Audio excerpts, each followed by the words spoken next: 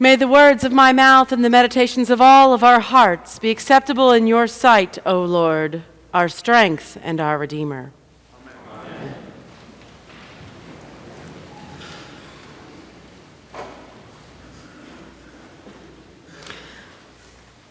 On the morning of January 25th, in the year 2015, the little girl woke up.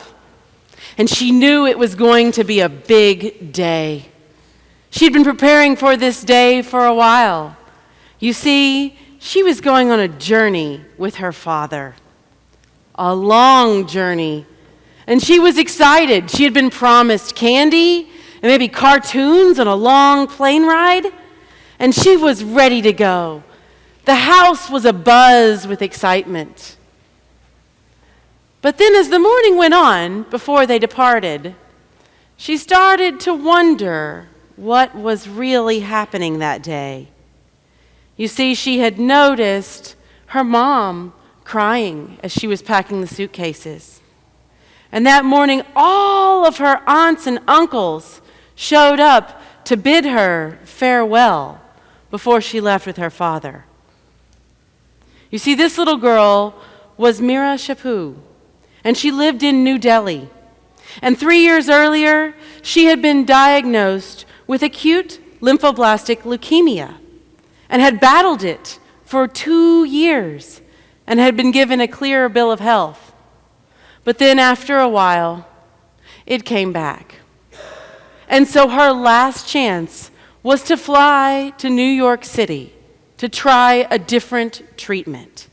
And so her family had bundled up all their hopes and had bundled her up and were sending her and her father off to New York for a different kind of treatment.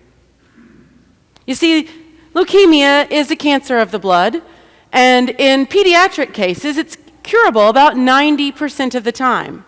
But about 10% have different variations, mutations that may or may not respond to the treatments that we have today.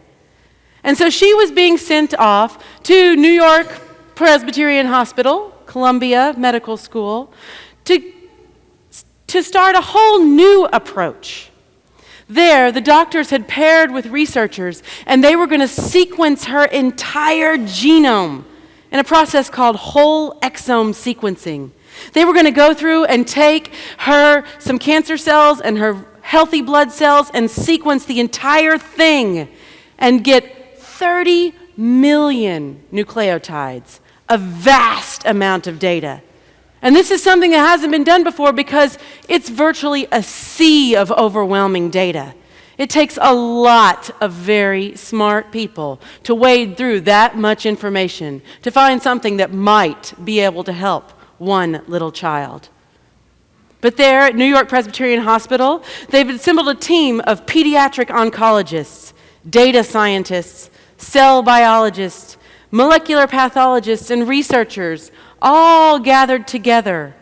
And after nearly a month of hunting, they had one small breakthrough. They discovered one single point mutation in one gene that meant that one of their cancer drugs, her particular form of cancer, was resistant to. And in her case, it was the drug that she had been put on for maintenance, a low-level maintenance to try to keep the last remaining cells away. And so that's why she had had a remission. She was resistant to that particular drug. But that still didn't help solve the problem of where she was now. So they kept searching, and the teams would meet together for a weekly meeting and discuss her case.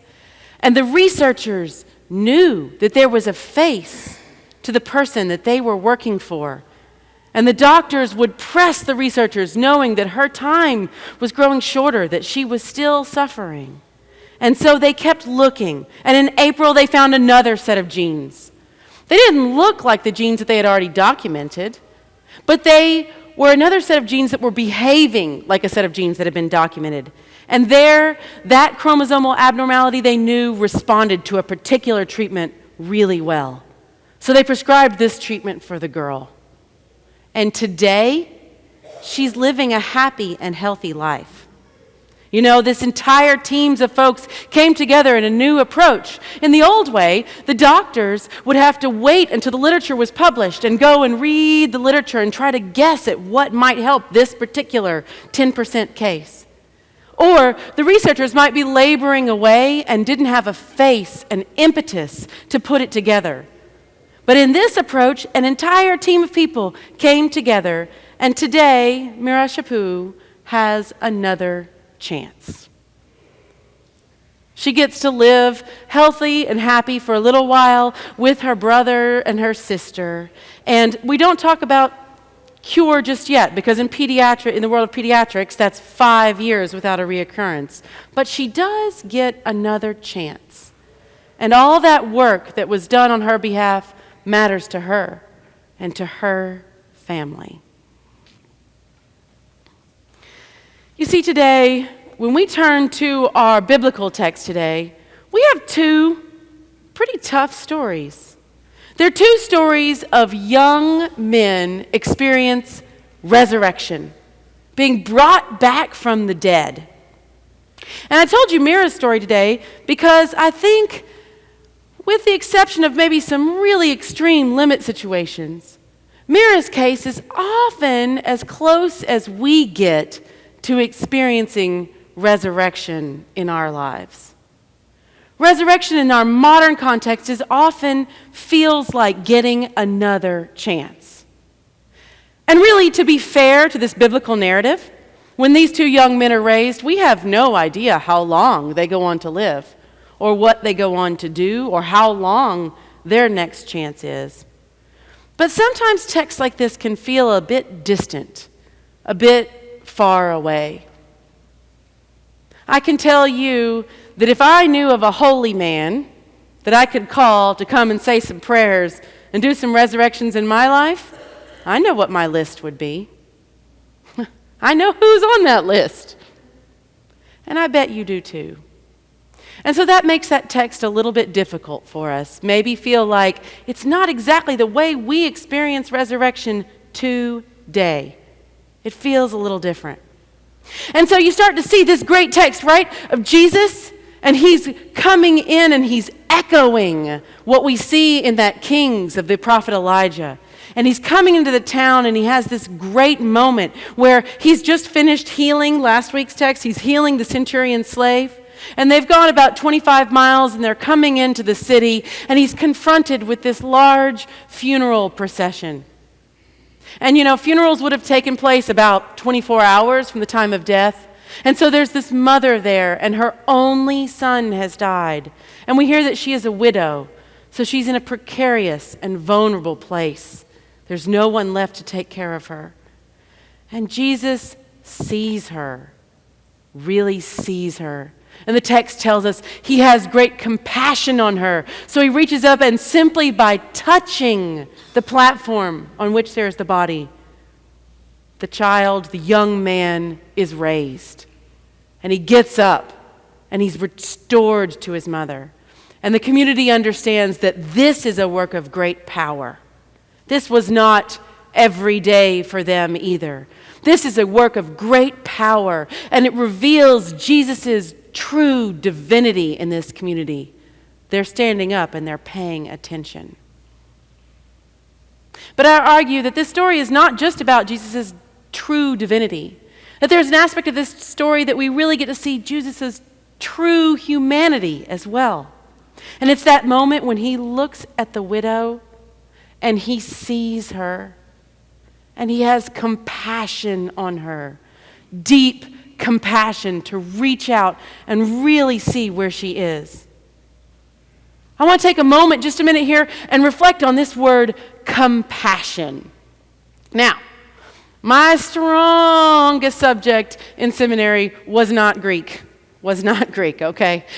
Greek is kind of tough. They have these long 15 or 20 letter words, and the meaning, if just one little vowel is changed, the meaning can be completely different. So I found that a little bit challenging. But this word, compassion, today in the Greek is splachiznomai. Splachiznomai. From the word splachna. Okay? And it means deep and profound compassion. And we find this word only in our three Gospels, Matthew, Mark, and Luke, about a dozen times. And every time it's either used about Jesus and Jesus' deep, profound, kind of gut-wrenching compassion for another person, or Jesus uses it himself in a parable about deep compassion. So in a couple of weeks, we'll hear that again when we hear the story of the Good Samaritan. And the Good Samaritan is the only one who sees the wounded traveler on the way and is moved by this deep level of compassion to reach out and take care of that traveler. Or again in Luke, the other time it appears in Luke, is in the story of the Prodigal Son, when the youngest son who has squandered his inheritance comes home and he is still yet a long way off. And the father sees him and doesn't wait for him to return. The father is moved with this great compassion from the very depths of his being, and he runs out to embrace the son with a deep, abiding, life-changing forgiveness. That's the level of compassion we're talking about here.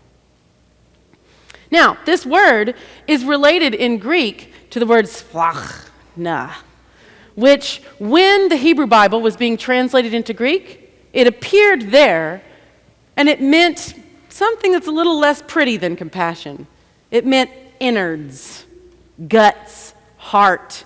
It was actually what was removed from the body during a ritual sacrifice, from an animal or a being. What was removed from the body was that deep innards. And so when that comes over into Greek, yeah, it's kind of not very appetizing there, I know, but it really does signify this deep depth of human feeling. In English, we might be able to say, this level of compassion is like your heart going out to them, sending your heart outside yourself. And it's important to take a moment to reflect on this, not just because I love linguistics, although I do. It's because it makes a very strong point about God. You see, Jesus came to teach us that God does not require sacrifice. That death is not a requirement in God's plan. This sacrifice. We're not called to sacrifice animals or others to appease some angry God. No, Jesus came to teach us that we are called to the work of self-sacrifice, of that utter compassion for the less fortunate around us, of sending our heart out into the world. That is the work of Jesus. And it can be challenging to really look at that level of compassion, can't it?